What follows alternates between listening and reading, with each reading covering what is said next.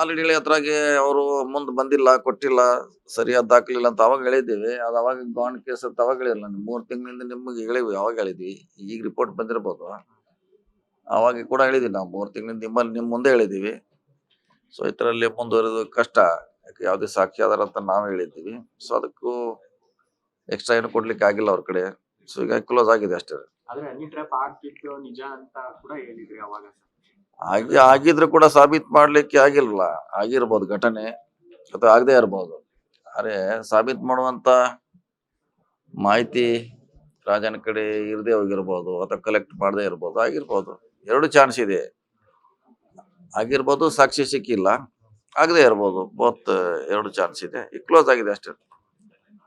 ಮತ್ತೆ ಪರಮೇಶ್ವರ್ ನೇತೃತ್ವದಲ್ಲಿ 2ನೇ ತಾರೀಕು ಸಭೆ ಕರೆದಿದ್ದಾರೆ ಸರ್. ಗೊತ್ತಿಲ್ಲ, ಕರೆದ್ರೆ ಹೋಗ್ತೀವಿ. ನಿನ್ನೆ ಹೇಳಿದ್ರಲ್ಲ, ಕರೆದ್ರೆ ಹೋಗ್ತೀವಿ ಅಂತ ಹೇಳಿದೀವಿ. ಹೈಕಮಾಂಡ್ ಮೊದಲು ಬ್ರೇಕ್ ಆಗಿತ್ತು. ಇಲ್ಲ, ಆ ಸಭೆ ಈಗ ಈ ಸಭೆಗೆ ಬೇರೆ ಇದೆ, ಅದು ವ್ಯತ್ಯಾಸ ಇದೆ. ಇದು ತಮ್ಮ ಸಮಸ್ಯೆಗಳನ್ನು ಚರ್ಚೆ ಮಾಡ್ಲಿಕ್ಕೆ ಕರೀತಾರೆ. ಮತ್ತೆ ಎಲ್ಲಾ ಸಮುದಾಯ ಎಲ್ಲಾರು ಮನೆಗೆ ಮೀಟಿಂಗ್ ಮಾಡಿದಾರಲ್ಲ, ಮತ್ತೆ ನಾವು ಮಾಡಿದ್ರೆ ಏನ ಅಂತದೇನ ಆಕಾಶ ಬೀಳೋದಿದ್ದಾರೆ. ಬೇರೆ ಬೇರೆ ಸಮುದಾಯದವರು ಬೇರೆ ಬೇರೆದೆಲ್ಲ ಮೀಟಿಂಗ್ ಮಾಡಿದ್ದಾರೆ ಅವ್ರವ್ರ ಸಮಸ್ಯೆಗಳನ್ನ ಪರಿಹಾರ ಮಾಡ್ಕೊಳ್ಳಿಕ್ಕೆ.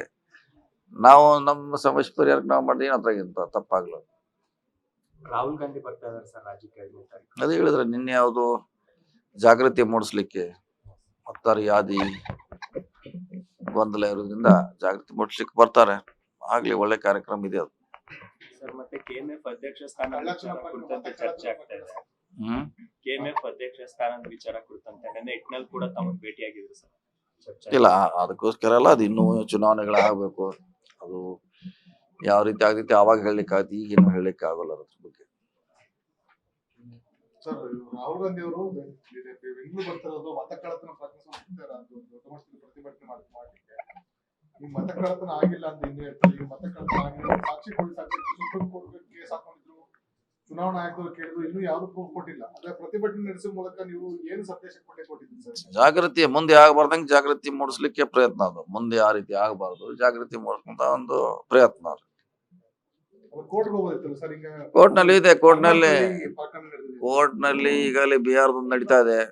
ಅಲ್ಲಿ ಏಕಾಏಕಿ ಬಹಳ ಜನ ತೆಗೆದುಹಾಕುವಂತ ಪ್ರಯತ್ನ ನಡೀತಾ ಇದೆ. ಕೋರ್ಟ್ ನಲ್ಲಿ ಕೂಡ, ಸುಪ್ರೀಂ ಕೋರ್ಟ್ ನಡೀತಾ ಇದೆ. ಒಂದೇ ಇನ್ನು ಜಾಸ್ತಿ ತೆಗಿಬಹುದು. ಅದು ಕೋರ್ಟ್ ನಲ್ಲಿ ಇದೆ. ಅಲ್ಲಿ ಕೇಳಿದ್ದಾರೆ ಯಾಕೆ ತೆಗಿತಾ ಇದಾರೆ, ಏನ್ ಕಾರಣ ಅಂತ. ಕೇಂದ್ರ ಸರ್ಕಾರ ಉತ್ತರ ಅಲ್ಲಿ ಕೊಡ್ಬೇಕು ಅವ್ರಿಗೆ. ಓಕೆ.